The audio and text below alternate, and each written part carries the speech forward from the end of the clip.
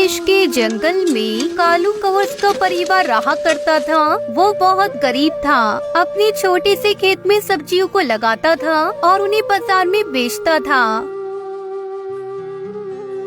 पूरे परिवार का दिन गरीबी में कट रहे थे। एक दिन उसकी पत्नी टुनटुनी उससे कहती है, अजी ये क्या, अभी तक आपने खेत में कोई सब्जी लगाई ही नहीं। समय निकलता जा रहा है, समय से सब्जियां तैयार नहीं हुई तो क्या बेचोगे? घर कैसे चलेगा? क्या बताऊं टुनटुनी, मैं इतनी मेहनत करके सब्जियां उगाता हूँ, लेकिन मेरी सब्जियां बिल्कुल भी नहीं बिकती आजकल। पहले तो मैं अकेला ही सब्जी बेचा करता था, पर अब जहाँ देखो सब्जी ही सब्जी का ठेला लगाकर सब्जी बेच रहे हैं। क्या करूँ, कुछ समझ में नहीं आ रहा है। तब तक आप लोग कमेंट में बताएं 27 - 23 कितने होते हैं। देखो जी, इस तरह निराश रहोगे तो कुछ भी नहीं कर सकोगे। हमें अपने खेत में कुछ ऐसा उगाना होगा जिसमें आमदनी ज्यादा हो। मेरी मानो तो इस बार अपने खेत में जामुन की फसल लगा दो। मैंने सुना है इस बार जामुन की बाजार में सप्लाई कम होने वाली है। माँ बता रही थी भैया ने इस बार अपने खेत में जामुन की फसल उगाई है। भाग्यवान, अगर तुम कहती हो तो ये भी करके देख लेता हूँ। कालू कौवा टुनटुनी चिड़िया मिलकर अपने खेत में जामुन की फसल लगा देते हैं। कुछ दिनों बाद दोनों पति पत्नी खेत पर अपनी फसल को देखने जाते हैं।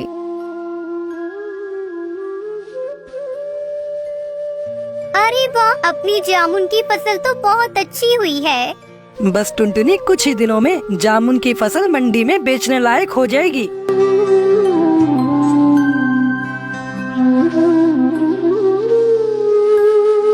कुछ दिन बाद कालू कौवा अपनी फसल बाजार में बेचने के लिए जाता है, लेकिन बाजार में कम कीमत मिलने की वजह से वो जामुन को बिना बेचे ही घर आ जाता है।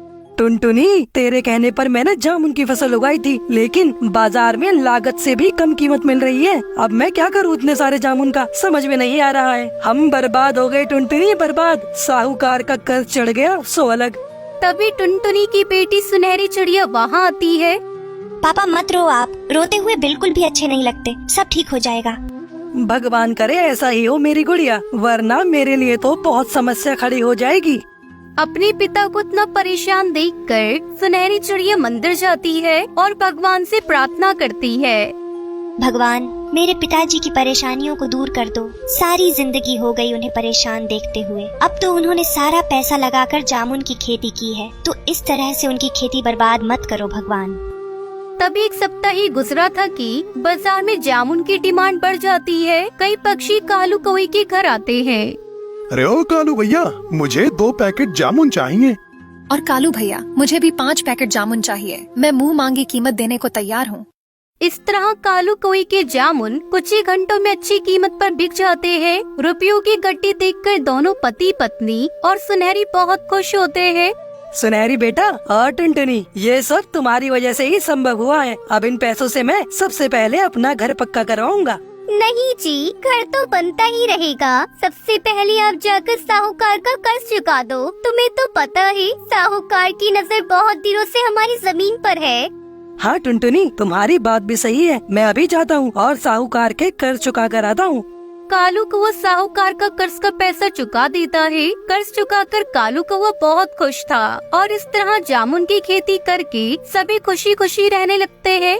रामपुर के गांव में कालू नाम का एक गरीब कौवा रहता था। वो जंगल का सबसे गरीब पक्षी था। कालू कौवा अपनी पत्नी टुनटुनी चिड़िया और बेटी पिंकी चिड़िया के साथ रहता था। एक दिन, सुनो जी, तुम एक काम क्यों नहीं करते? इस गांव में तो कोई काम मिलने से रहा। तुम वो नदी के पार वाले गांव में भी तो जाकर कोई काम ढूंढ सकते हो। शायद कोई काम मिल जाए। पर टुनटुनी, उस जंगल का रास्ता बहुत खराब है। पर कुछ तो करना पड़ेगा जी। पिंकी को कब तक रूखा सूखा खिलाते रहेंगे? कोशिश तो करनी ही पड़ेगी ना। ठीक है टुनटुनी, मैं कल सुबह ही दूसरे गांव के लिए निकल जाऊंगा ताकि समय से वापस आ सकूं। जी मैं भी चलती हूँ आपके साथ। जब तक पिंकी स्कूल से आएगी तब तक हम वापस आ जाएंगे। अगले दिन टुनटुनी चिड़िया और कालू कौआ दूसरे गांव के लिए निकल जाते हैं। सुनो जी, मैंने कुछ भुने चने और गुड़ रख लिया है। रास्ते में भूख लगेगी तो खा लेंगे। आधे रास्ते चलने पर कालू कौआ थक जाता है। वो टुनटुनी चिड़िया से कहता है, थोड़ी देर यहीं इस पेड़ की डाल पर आराम कर लेते हैं, फिर आगे बढ़ेंगे। अरे टुनटुनी, तुमने चने और गुड़ रखे थे, वो दे दो, खा लेते हैं। टुनटुनी चिड़िया जैसे ही चने और गुड़ खाती है तभी हरी तोती उसके पास आती है। बहन, क्या थोड़े से गुड़ और चने मुझे दे सकती हो? मैं बहुत भूखी हूँ। मैंने बहुत दिनों से कुछ नहीं खाया है। तुम्हारी बड़ी मेहरबानी होगी। ओह हाँ हाँ, ये लो, तुम इन गुड़ और चनों से अपना पेट भर लो। हरी तोती खुशी खुशी वो गुड़ और चने खाती है। देखते ही देखते वो सुंदर परी बन जाती है। कालू कौआ और टुनटुनी चिड़िया ये सब देखकर हैरान रह जाते हैं। शुक्रिया तुम दोनों का।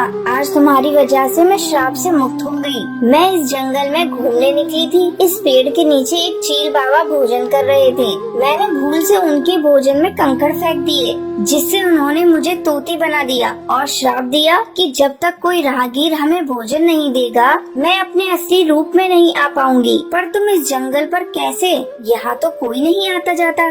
टुनटुनी इस परी को अपने घर की सारी याद बीती सुनाती है, जिसे सुनकर परी भी बहुत दुखी होती है। वो टुनटुनी चिड़िया से कहती है, तुम चिंता मत करो टुनटुनी, तुमने आज हमारी सहायता की है, इसलिए हम भी बदले में तुम्हें कुछ देना चाहते हैं।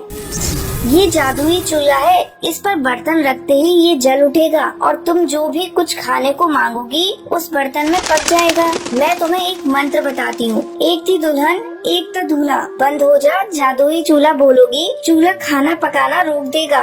टुनटुनी चिड़िया को जादुई चूल्हा देकर परी अपने परीलोक में वापस चली जाती है। कालू कौआ और टुनटुनी चिड़िया वो चूल्हा लेकर खुशी खुशी घर वापस आ जाते हैं। अरे मम्मी पापा, आप दोनों कहाँ गए थे?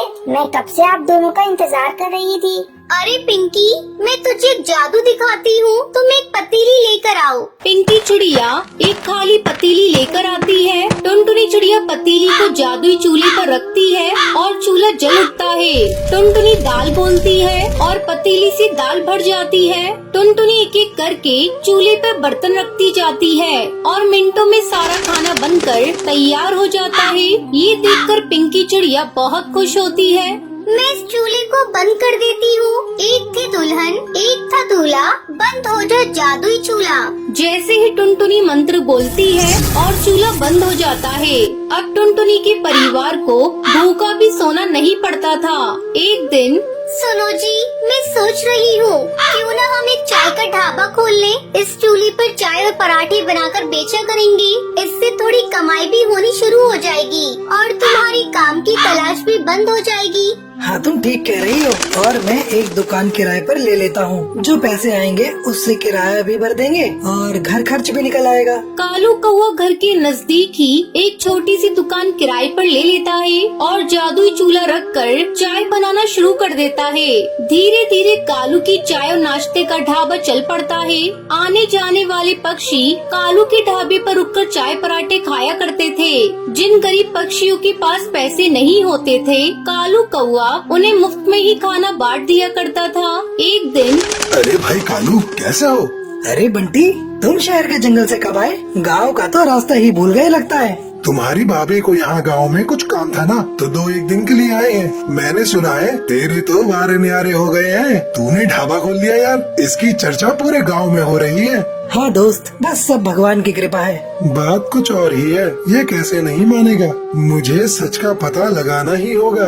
अरे कालू, एक चाय तो पिलाना गर्मा गर्म। कालू कौआ ढाबे की रसोई में चला जाता है। बंटी कबूतर कालू कौए को छुपकर देखने लगता है। चूल्हे पर अपने आप चाय बनने लग जाती है। क्या जादू है, हैं? कालू ने इस चूल्हे पर पतीली रखी और खाली पतीली चाय से भर गई। अरे अब ये तवा रख रहा है, ये क्या पराठा भी बन गया? ये तो कोई जादुई चूल्हा है। अच्छा, तो ये बात है। तभी कहूँ ये रूखी सूखी खाने वाले ने ढाबा कैसे खोल लिया? ये चूल्हा वैसे मेरे पास होना चाहिए, मैं इसे चुरा लेता हूँ। शाम को जब कालू घर लौट जाता है, बंटी रात के समय चूल्हा चुराकर अपनी पत्नी के साथ शहर के जंगल भाग जाता है। कालू कौवा जब ढाबे पर जाता है चूल्हा गायब होता है। अरे अरे टुनटुनी, ए टुनटुनी, अरे हमारा जादुई चूल्हा चोरी हो गया है। अब हम क्या करेंगे, कैसे पैसे कमाएंगे? सुनो, जो हो गया सो हो गया। इस बहाने हमें मार्गदर्शन तो मिला। अब आप एक नया चूल्हा लेकर इस ढाबे को आगे बढ़ाओ। देखना आपकी मेहनत रंग लाएगी। कालू कौवा एक मेहनती पक्षी था, इसलिए उसने फिर से एक नई शुरुआत की। उधर जब बंटी कबूतर अपनी पत्नी के साथ शहर के जंगल में अपने घर पहुंचा। जाओ बबली, एक खाली पतीली ले आओ। अभी तुम्हें इस चूल्हे का जादू दिखाता हूँ। जादुई चूल्हे, मुझे पुलाव चाहिए। चूल्हे पर बर्तन रखकर बंटी ने जैसे ही पुलाव बोला, चूल्हा जलने लगा और पुलाव बनता चला गया। बंटी चूल्हे को फूंक मार मार कर बंद करता रहा, पर वो बंद ही नहीं हो रहा था। अरे ये चावल बनने तो बंद ही नहीं हो रहे। ऐसे तो पूरा कमरा भर जाएगा। हम दोनों चावल के ढेर में दबकर मर जाएंगे। बबली क्या करूँ, कुछ समझ नहीं आ रहा। अब तो एक ही रास्ता है, इस चूल्हे को तोड़ दो। हाँ हाँ, मैं इस घटिया चूल्हे को तोड़ देता हूँ। बंटी कबूतर गुस्से में चूल्हे को पटक कर तोड़ देता है। चूल्हे के 2 टुकड़े हो जाते हैं और जादू खत्म हो जाता है। चूल्हे की जगह मिट्टी का ढेर पड़ा रह जाता है और कालू कौवे को जादुई चूल्हे की मदद से काम मिल जाता है और वो मेहनत से पैसे कमाने लगता है, जबकि बंटी के हाथ में आकर जादुई चूल्हा मिट्टी हो जाता है। किस्मत भी उनका ही साथ देती है, जो ईमानदार और नेक दिल होते हैं। चोर और मक्कार पक्षियों के हाथ सदा ही खाली रह जाते हैं।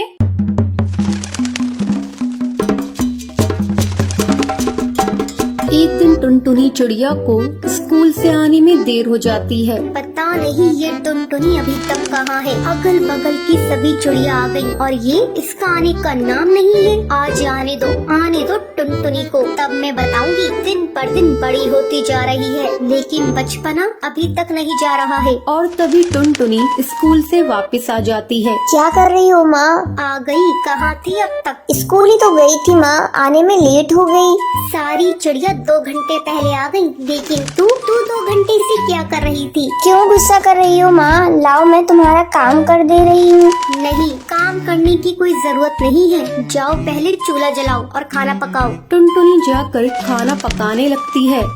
अचानक उसे उल्टियाँ होने लगती हैं। अरे ये क्या कर रही है टुनटुनी? तुझे उल्टियाँ क्यों हो रही है?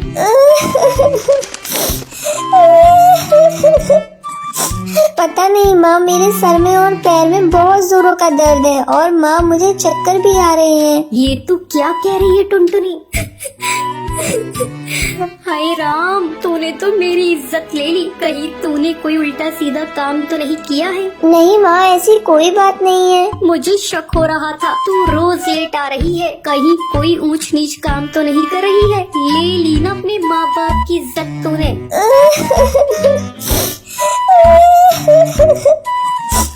नहीं माँ, मैंने ऐसा कोई गलत काम नहीं किया है। तुझे उल्टियाँ हो रही हैं, तेरे पाँव भारी हैं और तू कह रही है कोई बात नहीं है। बताओ, मैंने तुझे स्कूल पढ़ने लिखने के लिए भेजा था या ये सब रंग रलियाँ मनाने को भेजा था?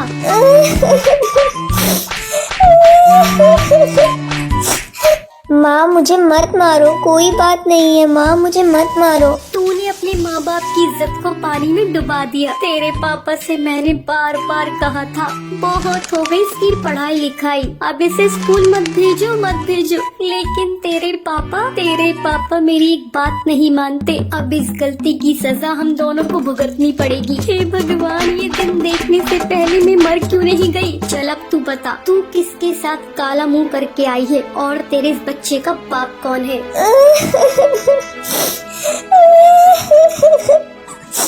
माँ छोड़ दो, मुझे मत मारो माँ, मैंने कुछ नहीं किया माँ। नाम तो तुझे बताना ही पड़ेगा। तूने किसके साथ काला मुंह किया है? जल्दी बता दे टुनटुनी इसका नाम, वरना तेरी आज खैर नहीं। मत मारो माँ, लग गई माँ, मत मारो माँ, मैंने कुछ नहीं किया माँ। टूनी इसकी कोई बात नहीं सुन रही थी और लगातार उसे बेलन से पीटे जा रही थी। टुनटुनी, मैं तुझे जब तक नहीं छोड़ूंगी जब तक तू उसका नाम नहीं बताएगी। हे भगवान, इस चिड़िया ने तो मुझे कहीं मुँह मुंह दिखाने लायक नहीं छोड़ा। क्या कहेंगे सब पक्षी? घर में माँ के होते हुए भी बेटी ने मुंह काला करवा लिया। तू कहीं जाकर मर क्यों नहीं जाती? माँ तुम बेकार में मुझ पर शक कर रही हो, मैंने ऐसा कोई काम नहीं किया। तभी टुन्नू चिड़ा दाना चुगकर घर वापस आता है। जब वो टूनी को देखता है कि वो टुनटुनी को मार रही है तो वो उसे रोकता है। अरे टूनी, तू ये क्या कर रही है? तू टुनटुनी को क्यों पीट रही है?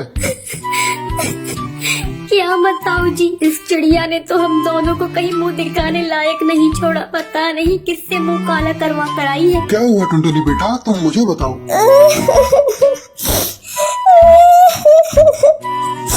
पापा मैं जब से कॉलेज से आई हूँ, मुझे जब से उल्टियाँ हो रही हैं और पेट में भी बहुत दर्द है। फिर तो तेरी माँ सही कह रही है। बता तू किससे मुंह काला करवा के आई है? अरे करमजली, मैंने तो तुझे स्कूल पढ़ने लिखने के लिए भेजा था और तूने तो मेरे मुंह पर ही काल पोत दी। नहीं पापा, ऐसी कोई बात नहीं है, आप दोनों मुझे गलत क्यों समझ रहे हो? टुन्नू मैं कहती हूँ तुम अभी से लेकर जाओ और इसका चेकअप करवाओ। चल टुनटुनी, चल मेरे साथ। टुन्नू टुनटुनी को लेकर डॉक्टर के पास जाता है। डॉक्टर बुलबुल टुनटुनी का चेकअप करती है। चेकअप करने के बाद वो टुन्नू को बताती है, अरे भाई साहब, आपकी लड़की कोई प्रेग्नेंट नहीं है, इसे तो धूप लगी है और गर्मी की वजह से इसे चक्कर आ रहे हैं और गर्मी लगने की वजह से भी उल्टियाँ होती हैं। ये थोड़ा देर आराम करेगी तो सब ठीक हो जाएगा।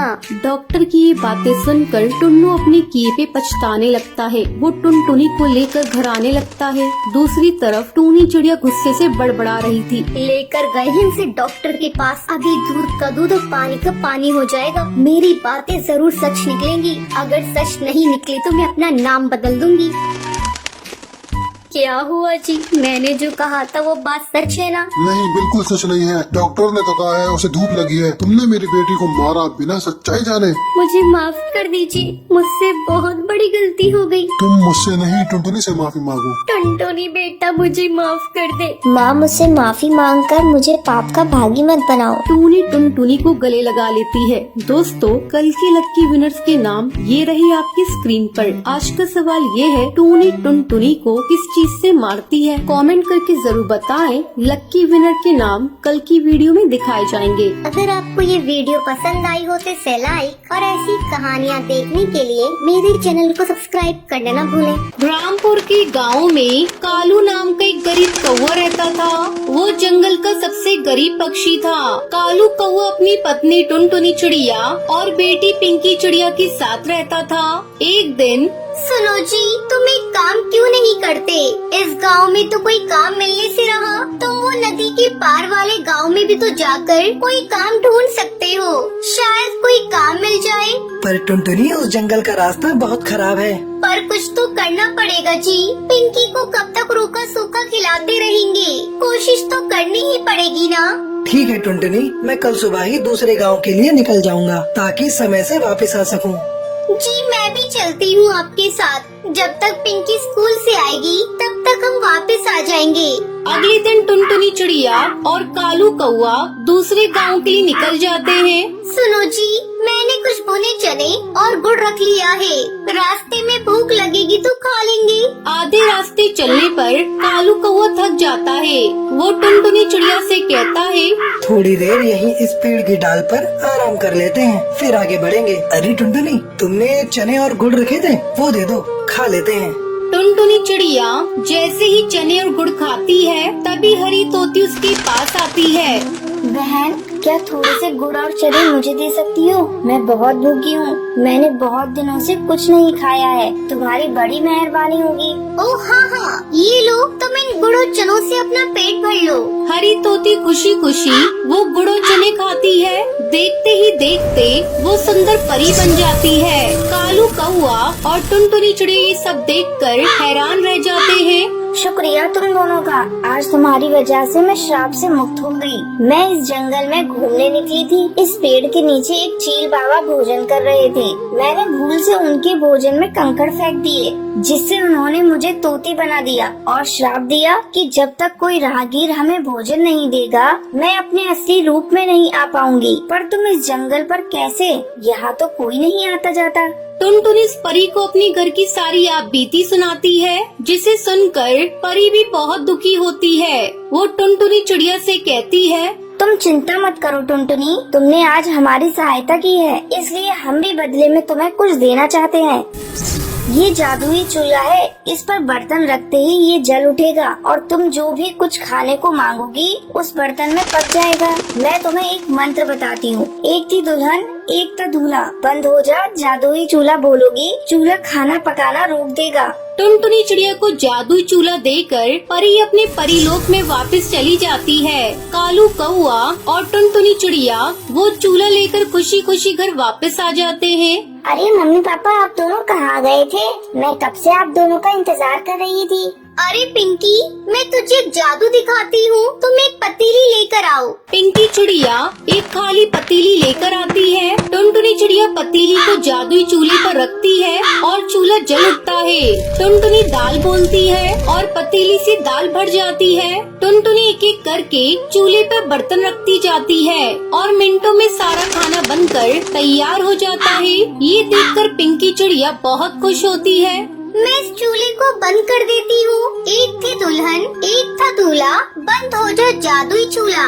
जैसे ही टुनटुनी मंत्र बोलती है और चूल्हा बंद हो जाता है। अब टुनटुनी के परिवार को भूखा भी सोना नहीं पड़ता था। एक दिन सुनो जी, मैं सोच रही हूँ क्यों न हम एक चाय का ढाबा खोल लें। इस चूल्हे पर चाय और पराठे बनाकर बेचा करेंगे, इससे थोड़ी कमाई भी होनी शुरू हो जाएगी और तुम्हारी काम की तलाश भी बंद हो जाएगी। हाँ तुम ठीक कह रही हो, और मैं एक दुकान किराए पर ले लेता हूँ। जो पैसे आएंगे उससे किराया भी भर देंगे और घर खर्च भी निकल आएगा। कालू कौआ घर के नजदीक ही एक छोटी सी दुकान किराए पर ले लेता है और जादुई चूल्हा रखकर चाय बनाना शुरू कर देता है। धीरे धीरे कालू की चाय और नाश्ते का ढाबा चल पड़ता है। आने जाने वाले पक्षी कालू के ढाबे पर रुककर चाय पराठे खाया करते थे। जिन गरीब पक्षियों के पास पैसे नहीं होते थे, कालू कौआ उन्हें मुफ्त में ही खाना बांट दिया करता था। एक दिन अरे भाई कालू, कैसा हो? अरे बंटी, तुम शहर के जंगल से कब आए? गाँव का तो रास्ता ही भूल गए लगता है। तुम्हारी भाभी को यहाँ गांव में कुछ काम था ना, तो 2-1 दिन के लिए आए हैं। मैंने सुना है तेरे तो वारे न्यारे हो गए हैं, तूने ढाबा खोल दिया यार। इसकी चर्चा पूरे गांव में हो रही है। हाँ दोस्त, बस सब भगवान की कृपा है। बात कुछ और ही है, ये कैसे नहीं मानेगा? मुझे सच का पता लगाना ही होगा।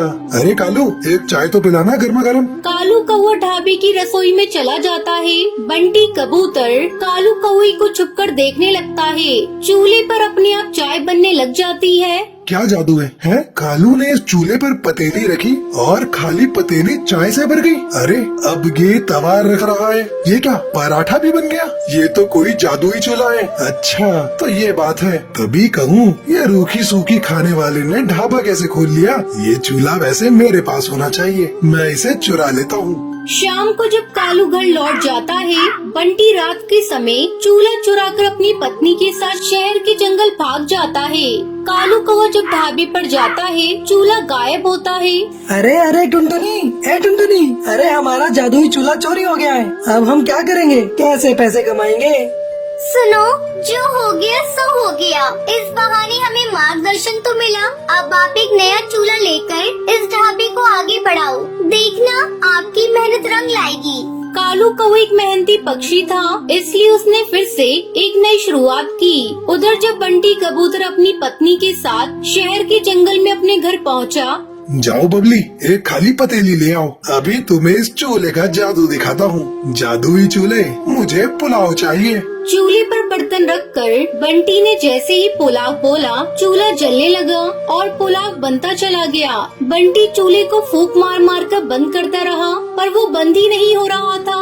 अरे ये चावल बनने तो बंद ही नहीं हो रहे, ऐसे तो पूरा कमरा भर जाएगा। हम दोनों चावल के ढेर में दबकर मर जाएंगे। बबली क्या करूँ, कुछ समझ नहीं आ रहा। अब तो एक ही रास्ता है, इस चूल्हे को तोड़ दो। हाँ हाँ, मैं इस घटिया चूल्हे को तोड़ देता हूँ। बंटी कबूतर गुस्से में चूल्हे को पटक कर तोड़ देता है।